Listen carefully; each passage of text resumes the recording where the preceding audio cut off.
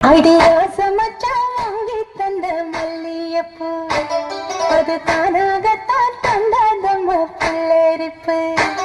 அடியாசமச்சான் வாங்கி தந்த மல்லியப்பூ அது தானாகத்தான் தந்தாதம்ம புல்லரிப்பு.